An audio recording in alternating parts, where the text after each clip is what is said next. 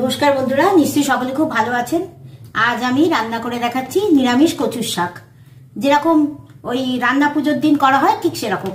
এর আগেও তো আপনাদের সঙ্গে আমি শেয়ার করেছি মাছের মাথা দিয়ে, ইলিশ মাছের মাথা দিয়ে কচুর শাক। আজকে একদম নিরামিষ মানে কচুর শাকটা আপনাদের রান্না করে দেখাচ্ছি। আমি সর্ষের তেল নিয়ে নিয়েছি, আর এই যে কচুর শাক আমি একটু সেদ্ধ করে নিয়েছি জল ঝরিয়ে। আমি সর্ষের তেল দিয়েছি, এবার আমি এর মধ্যে দেব দুটো শুকনো লঙ্কা,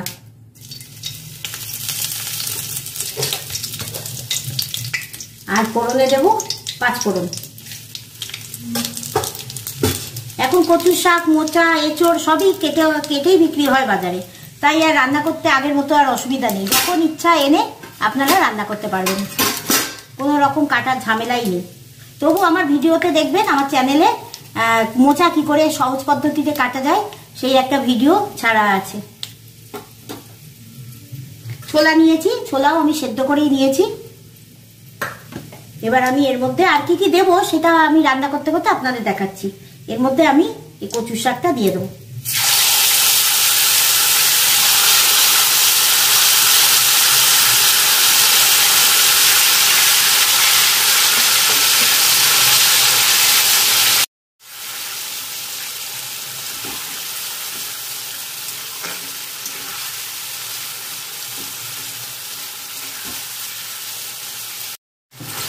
কচুর শাকটা সেদ্ধ করার সময় খুব একটা সেদ্ধ করে দেবেন না, তাহলে টেস্ট ভালো হয় না।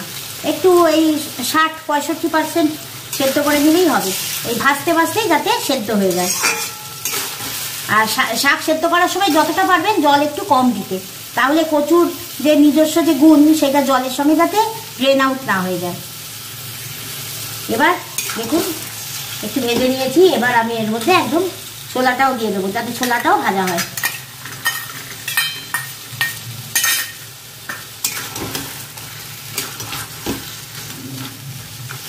ছোলাটাকে ভালো করে মিশিয়ে নেব, আর একটু ভেজে নেব। দেখুন অনেকটা ভাজা হয়ে গেছে।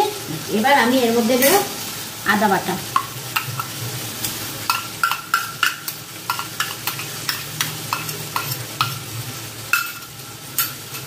রান্না পুজোয় ঠিক এইভাবেই কচু শাক রান্না করা হয়। আর দেবো সামান্য হলুদের গুঁড়ো, আর সামান্য লঙ্কার গুঁড়ো, আর অল্প একটু একদম অল্প জিরের গুঁড়ো। মশলা যতটা পারবেন একটু কম দেবেন, তাহলে খুব ভালো খেতে হবে। কচু শাকের নিজস্ব যে গন্ধটা সেটা পাবেন। আর দেব পরিমাণ মতো নুন।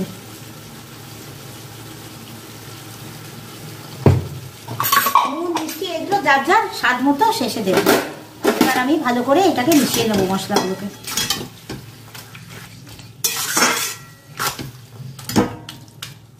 এটা একটু মিষ্টি মিষ্টি খেতে হয় এই রান্নাটা, তাই আমি ঝাল একদম কম দিলাম।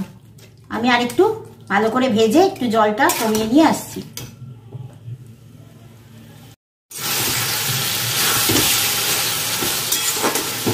দেখুন অনেকটা ভাজা হয়ে গেছে, আরও কষতে হবে, কারণ এটা একদম শুকনো শুকনোই মতো হয়। এবার আমি এর মধ্যে দিয়ে দেবো কটা কাঁচা লঙ্কা। কাঁচা লঙ্কা চিড়ে দেবো না, কারণ লঙ্কার গুঁড়ো যেহেতু দিয়েছি আর রান্নাটা একটু মিষ্টি হয়, যার দরকার হবে সে লঙ্কাটা ভেঙে খেতে পারবে। এবার আমি এর মধ্যে দেব নারকেল কোড়া।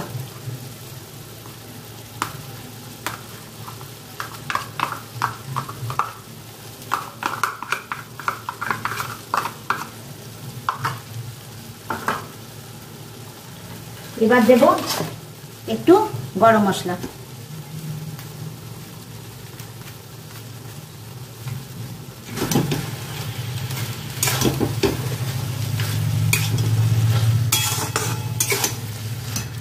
এবার এর মধ্যে দেবো একটু চিনি।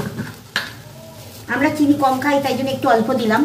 আপনারা একটু বেশি করে দিতে পারবেন, কারণ এটা একটু মিষ্টি মিষ্টি খেতে হয়। এবার সব কিছু ভালো করে মিশিয়ে নিয়ে আমি আরেকটু ভেজে নেব। দেখুন ভাজতে ভাজতে কচুর শাকের পরিমাণটা কতটা কমে গেছে। এটা যতটা ভাজা হবে তত এটার টেস্টটা বাড়বে, কারণ জলীয় অংশটা কমে গেলে এটা আরো বেশি ভালো লাগে। আর আগে তো আপনাদের ইলিশ মাছের মাথা দিয়ে কচুর শাক শেয়ার করেছি, আজকে করলাম একদম নিরামিষ যেরকম রান্না পুজোয় যেমনভাবে করা হয় ঠিক সেই পদ্ধতিতে। তা কারা কারা কচুর শাক খেতে ভালোবাসেন অবশ্যই কমেন্ট করে জানাবেন। আর কিভাবে ভালোবাসেন, নিরামিষ নাকি চিংড়ি মাছ দিয়ে না মাছের মাথা দিয়ে, সেটাও জানাবেন। আর কচুর শাক যেভাবেই করা হোক না কেন সেটা খুবই টেস্টি হয়। বিশেষ করে গরম ভাতের সঙ্গে কচুর শাক খেতে তো সকলেই খুব ভালোবাসি। আর আমার এই পদ্ধতিতে যে রান্নাটা যেটা আমি করলাম, এইটা যদি আপনাদের ভালো লাগে তাহলে অবশ্যই লাইক করবেন, কমেন্ট করবেন আর শেয়ার করবেন। আর সঙ্গে তো থাকতেই হবে। আর কচুর শাক খাওয়া এমনিও খুব ভালো, কারণ এতে প্রচুর পরিমাণে আয়রন আছে। আয়রন তো শরীরের পক্ষে আমাদের খুব ভালো। এটা যাদের আয়রন কম থাকে তাদের সেই ঘাটতিটা পূরণ করে। তাই কচুর শাকের যে মানে আর কি গুণ সমৃদ্ধ একটি সবজি, অবশ্যই বাড়িতে করে খাবেন, উপকার পাবেন, যেমন টেস্টও তেমন হেলদিও। তাহলে সঙ্গে থাকুন, আমি নামিয়ে দেখাচ্ছি।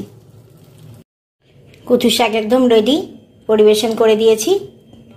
তাহলে অবশ্যই আমার সঙ্গে সাবস্ক্রাইব করে বন্ধু হয়ে থাকবেন, কেননা আগামী দিনে একই রান্না কি করে ভিন্নভাবে ভিন্ন পদ্ধতিতে নতুন নতুন করে রান্না করা যায় সেগুলো আপনাদের সঙ্গে শেয়ার করব। তাহলে আর একই রকম রেসিপি খেয়ে খেয়ে বোর হবেন না। যেমন একই সবজি বা একই মাংস, একই মাছ, তার ভিন্ন ভিন্ন ফোড়নের চেঞ্জ করলে বা তার উপকরণ চেঞ্জ করলে কি করে তার স্বাদও পরিবর্তন হয়, নতুন নতুনভাবে সেইটা খাওয়া যায়, সেইটা আপনাদের সঙ্গে শেয়ার করব। তাহলে অবশ্যই ভালো থাকবেন, সকলে সুস্থ থাকবেন। আজ আসি, নমস্কার।